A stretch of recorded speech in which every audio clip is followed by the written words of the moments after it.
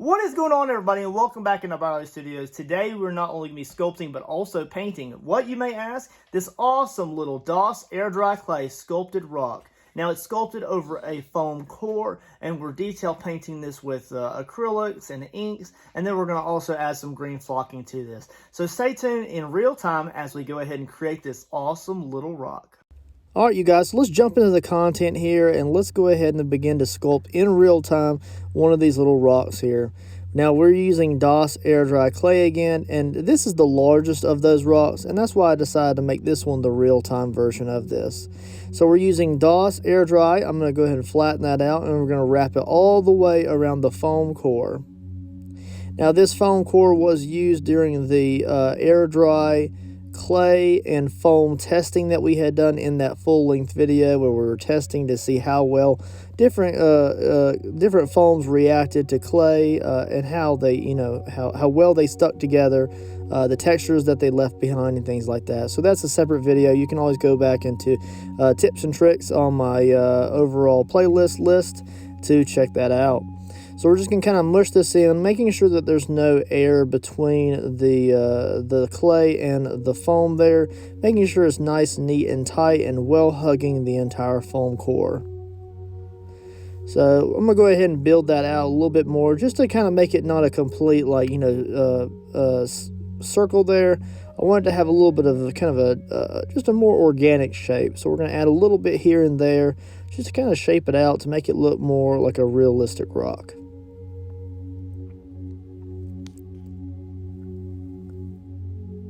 Kind of mushing that in with my fingers there. And then we'll bring in a little bit of aluminum foil in just a moment. Now, what I'm doing here is I'm just using a scrap piece of armature wire. I felt that there was some air between the clay and the foam core, and by me making puncture holes and then squeezing towards those, I'm able to kind of like squeeze the air out as it applies pressure to the inside of the clay. There is the aluminum foil there. I'm just kind of going to use that as a quick means to just kind of push the clay where I want it to, kind of scrape it in some areas, kind of just pat it in others, just to give a general texture. And then I'll use my finger to kind of rub the very high spots where the rock would be the most worn from wear and tear or weather. And then that way we have a lot of material for any kind of washes later on in this process to kind of really settle into. And the goal here is just to kind of give it nice, realistic, organic texture without working really hard to do so. Rocks aren't something that you should really think very hard on. The rocks come in all shapes, sizes, colors, and it depends on the circumstance of what you're trying to make. It depends on what you need to apply to it, of course. But being just very free-handed with it, it really does give great results. So there it is. We're going to give this a few days to dry off here, and then we'll loop back around to the painting portion.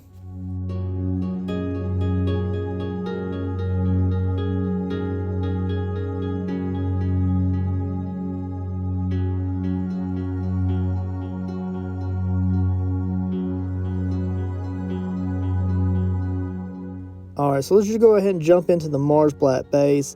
A lot of you folks that watch my YouTube channels and a lot of my painting videos know that most of my dioramas and things, I do like to base coat things in a Mars Black just to give me a nice, real dark layer to kind of build up colors on.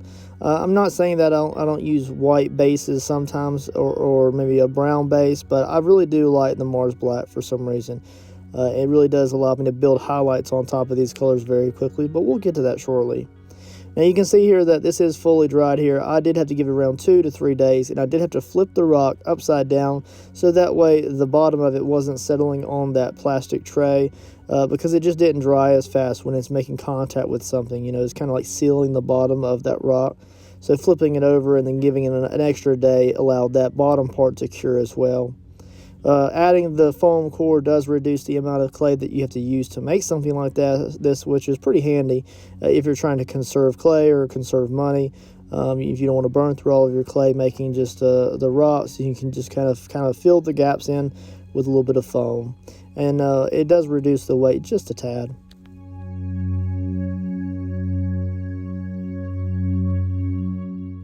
So what we'll do is we're just going to continue all the way around. Now, like I said, this is a real-time painting, so I'm not speeding anything up here. This is just how long it would really generally take to make the rock.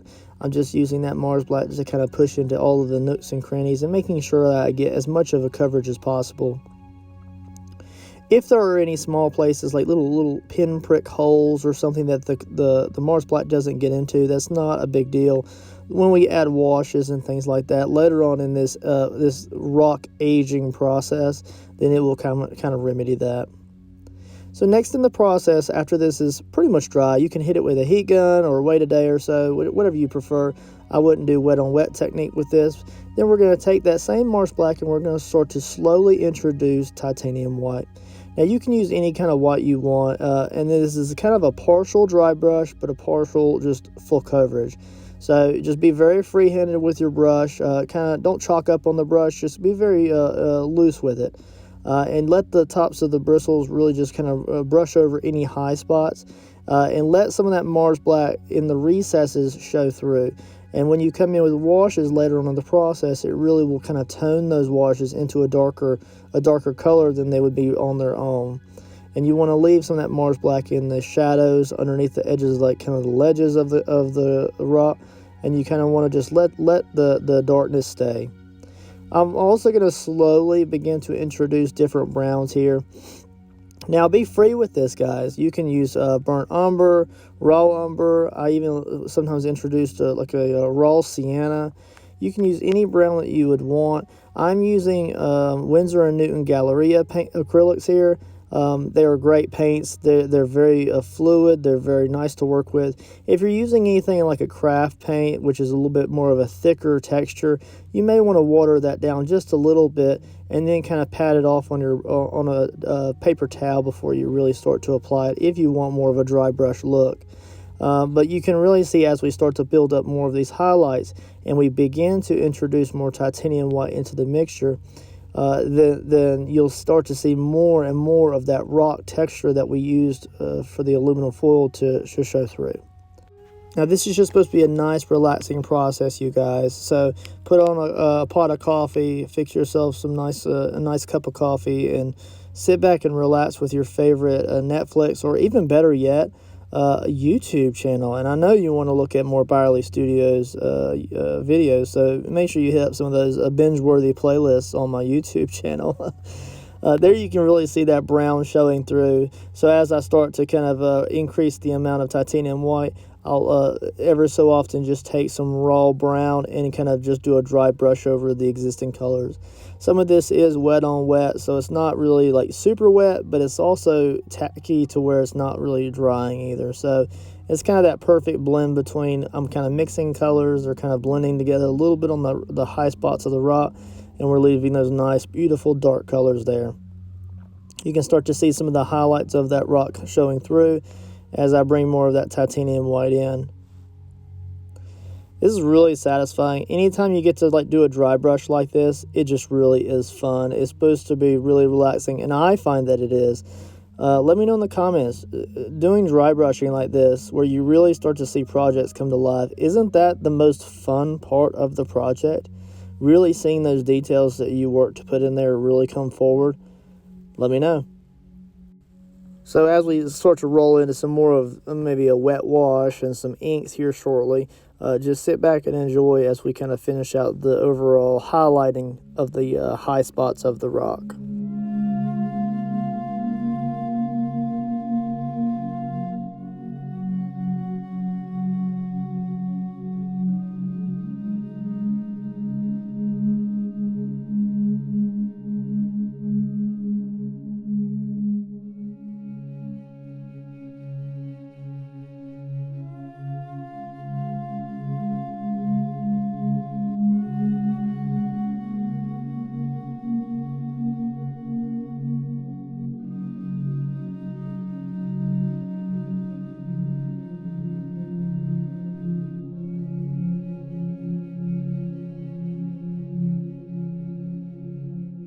Alrighty, so almost done with the high spots of the rock, kind of finishing up those highlighted gray tones with the dry brush there. You can really see the overall texture of the rock is really showing through, and adding almost pure titanium white into that Mars black mixture and building it up slowly does bring some character to it. Now, remember that when you do a lot of acrylics, sometimes and very often when you paint over a Mars black base, when everything fully cures, it does appear visually more dark than it is. So be aware that when this does fully dry, it will be a shade darker than what you see here, especially if you don't have any bright tones of light shining down on it from like a halo light or something like that. Now here I'm going to go ahead and set this off on its own. This is where I really broke away and started doing this one by itself, apart from the time-lapse version of this.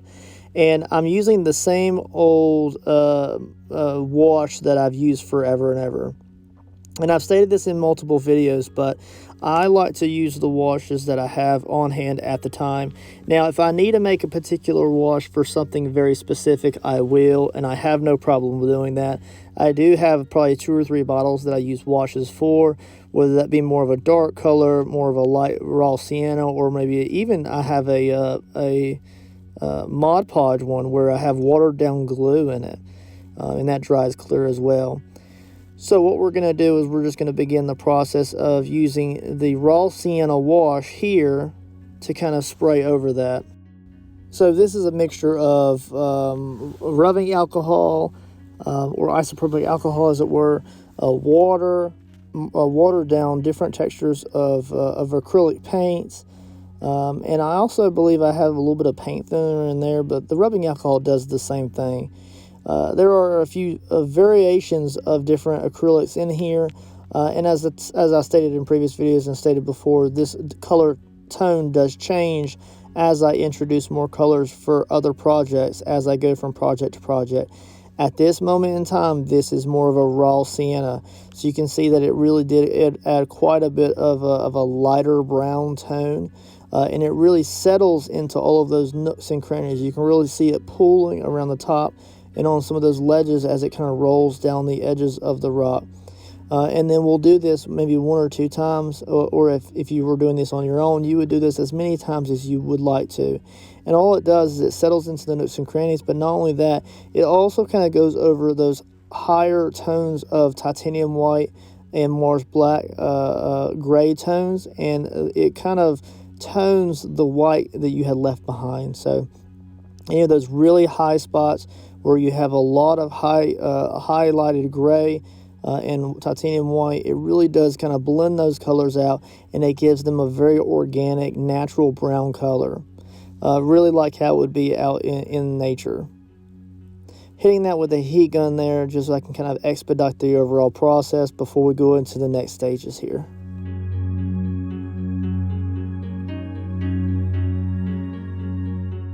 Alright, so the next part of the process, I'm going to begin to introduce some acrylic inks here. Now, I've really grown to really love these, almost in the place of handmade acrylic washes.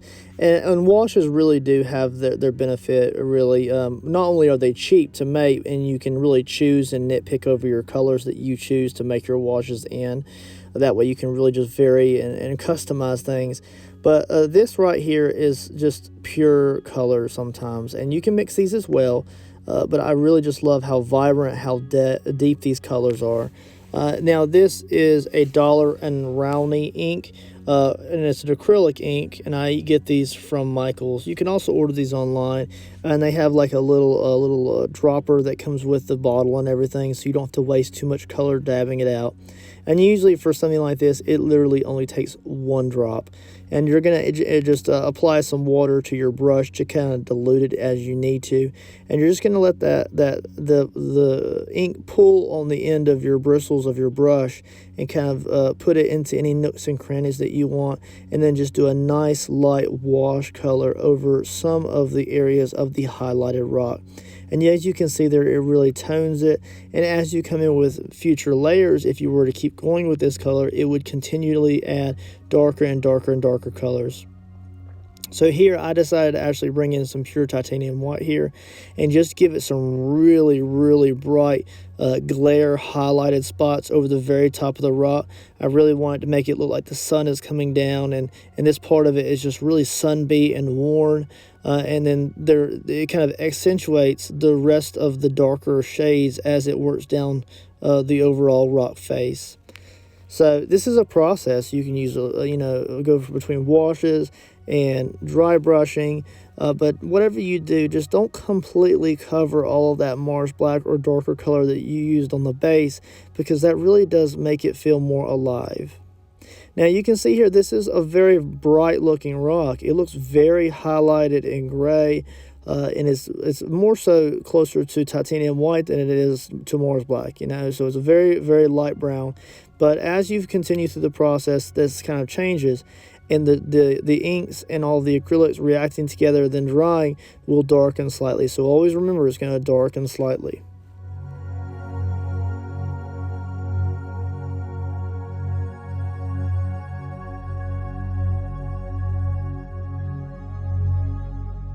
So I'm just kind of getting an idea of how I like the look here, seeing if I want to let it, dry a little bit and see if I want to add more colors here. I do hit it with a heat gun in just a moment to kind of like just dry out some of these colors to try to really decide what I want to do. We're going to roll into the flocking here in just a few moments, but there's no harm in letting it dry. Kind of see how you feel about it after it kind of cures a little bit. Because I do feel like it needs a little bit of a darker tone in some ways, but you really just don't know until you add some of the flocking to it to make it look like a real mossy rock. But this is at the stage where you would kind of really decide how you would like for it to be, how dark, how light. Do you think it's dark around the kind of edges of the rock as it rolls around to the underside? Do you feel like it has enough highlights on top? Do you feel like the undertones of the darker Mars black is showing through enough? And this is really where you can kind of nitpick and customize it as you want to. And the whole process of this is just really fun. And once you do it a certain way, then you can kind of already know how it will turn out, so you can do it again and again and again. Now, as you can see here, I did decide to come in with a little bit more browns here. I'm using more of that Romney ink here, and I'm just really introducing that more. I just felt like it wasn't as earthy as I want it to be.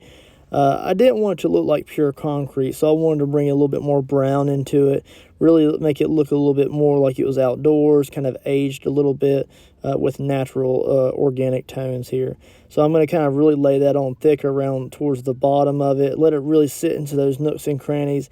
And if you use pure ink like I'm using right here on those bristles, it's very deep, deep dark color. And only just now do I realize that I actually didn't say the color before. I mentioned the brand, Dollar and Romney, but I didn't actually mention the color. Now, this is a sepia. Sepia is a very beautiful dark brown color. Not as light a tone or as close to brown as you would think maybe like a raw umber is, but it is a very dark color. And it technically does have a more of a clear tone than the burnt umber does, but it's still very beautiful. And this is my favorite way of using it. Use it just like a wash with a little bit of water incorporated. It really, really gives a great effect, and it really brings things to life. Anytime I have the opportunity to use any of these inks, I do so.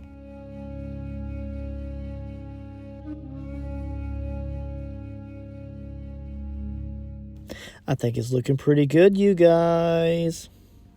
Look how great that brown looks. And that is just the most simplest color. Just a simple acrylic ink, and the entire overall shape and the color tone changes. I really do like adding that around kind of the recesses under each of the little overhanging cliffs around the edges, where it kind of like cascades underneath the edge of the rock there, where you would expect little shadows to be. By laying it on there as pure inks, then it really does kind of bring it out a lot more there. Patting it dry just to kind of get a little bit of off the high spots there. I really like to have it kind of sitting inside those little nooks and crannies and not necessarily all over. And this is me just kind of going over the bottom of it just with a light layer of the ink there, just to kind of give it a little bit of color, but it's not really a priority for this build. I really don't intend to have this thing flipped up over on top, its side or anything like that. And I'm pretty sure that I'm going to make more of these for some RC military trucks here in the near future. So I'll probably pump out like, 12 to 15 of these things. Now, this is probably one of the last times that I come in here with a little bit of a dry brush here. And my goal here is just to add these as a means to basically tell myself, hey, look, these are where the light would be cascading down. This is where if I do go ahead and clear coat these with UV resin to give them a really wet textured look, this is where those glares are going to be coming down from the sunlight.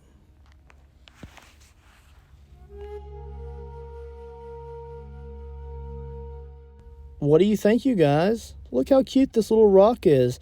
Now, I did give it probably about a day for it to dry before I was able to pick the project back up again and finish everything up here. So you can see it really did darken quite a bit from those last titanium white highlights that we applied. Now, what we're going to begin now is the flocking process. You can use flocking if you want to. I've really started to enjoy experimenting with flocking more in some of my little projects like this. And it doesn't have to be flocking. It could be real dirt or any organic matter that you have. I've been using real organic matter in some of those Diglett dioramas that I've been building, Diglett Pokemon builds. So you'll see the real dirt in those. And all I'm using here is Mod Podge. I don't have any kind of scenery glue or anything like that. I'd probably like to order some here soon so I can start getting more and more professional with this. And what I'm using here is just a very vibrant green, fine flocking here. So this is the same flocking you can pretty much order anywhere and everywhere. I think I picked this up from Michael's for like $2 or $3, and it's just a decent sized bag just to do some first layer or very top highlights of flocking over projects. I'm using it in this project to mostly look like more of a fine moss color, because I do want it to in some ways have the same size variation or size proportions as the rock itself. So I like that it's a little bit more fine, and I'm able to achieve that kind of mossy or pre-moss look to it. When it's first beginning to kind of skim the top of the rock, or barely starting to come to where you could see it, and it's creeping its way up and on top of the rock there. So I won't really apply this to the very top portions of the rock. I'm using it for mainly like the under shadows, kind of the edges of the rock where there would be a lot of shade and shadow and a lot of moisture for the moss to really enjoy, and not so much on the top. I really want you to see those rock textures that we sculpted and painted into the top part of the rock there. Just even right here, just with that right there by itself, without any more flocking, it looks phenomenal.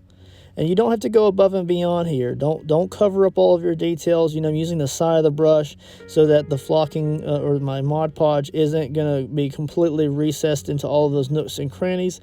Let those things shine through. Let them peek through so that you see the dark tones of the rock through the flocking. Because when you get done with all of the flocking, you'll come back and just completely blow or brush all this off. And what stays. What gets knocked off is never meant to be. So you're just kind of patting that down with my finger there, making sure that it's making good contact with what Mod Podge I did apply to the rock. And then just kind of rotating it around just to see if I want to apply any extra there. Some of it didn't adhere too well, but that's not the end of the world. So sometimes I can be more of a purist. I do not like to mix my flockings if I can avoid it. Try to keep your colors separated if possible. And that way in the future when you go to use like a fine mesh flocking, you don't get a big old piece just like flopping off onto the project and you're just like, no, why is that there? So right now we're going to begin the process of introducing more of a thicker vegetation of flocking here. Now this is more of an actual thicker type. This is not a legitimate flocking. This is actually something that I found at Walmart, and I couldn't find flocking in my area at the time. Didn't feel like ordering it online, so I just bought what they had, and it was like a $1 to $2 pack of planting moss, and I had put it in a onion dicer, and I shredded it into fine particles. And some of them are larger pieces of vegetation than others, but I'm trying to use just the finer parts. So I'm kind of like just brushing stuff out of the way and getting what's at the bottom of the bin that I had kind of already chopped up there. And I'm just trying not to use too big of pieces, just because I want this rock to be able to stand on its own, and it's not necessarily going to go beside a bunch of them. So you can see it's a really darker green. You can see there's a little bit of yellow in there, and it's just supposed to accentuate the existing flocking that I already applied. So they should be able to contrast really well together, and I think it really does increase the overall realism of the build there. Going to bring that up just over some of those little ridges of clay that we had sculpted there, just to give it a little bit more realism, to where the flocking or the moss is beginning to creep up the edge of the rock formation there, because that's probably what the moss would do if it were forming on the rock by itself. I assume that's how it would be. I'm not a moss or a rock expert, but I just imagine if I were looking at it, that's how I would see it happening, you know. What do you think, you guys? This thing looks absolutely spectacular. I hope y'all are really enjoying the real-time painting and detail work of the rock here. I know that there's tons of resources online about how to make rock formations and paint them and flock them, and I just really enjoyed this process so much that I really wanted to give y'all not just a time-lapse version, but also a real-time version, so that y'all can just really see how long you can expect it to take, or the processes, the paint strokes that I'm using, dry brushing and wet washing and things like that. That way you can really slow things down and do it the way that you would like, but not only that, you can also see how I like to do it in one of my most favorite ways. So as we run through some of the glamour shots of this beautiful little rock here, I would like to take the time to really thank you guys for investing your time in watching this content. I really do hope you guys get something from it and enjoy it. If you did enjoy this or plan to paint a rock with the same steps that I had here, do leave in the comments. If you like to paint yours in a different way or see them in a different color, let me know in the comments below, and maybe I'll kind of tackle that in the future. Otherwise, guys, again, I really do appreciate your time. Make sure you smash that subscribe button and check out some of the awesome playlists and videos that are about to pop up on your screen. I'll catch you guys on the next awesome video. Check out all of these awesome videos.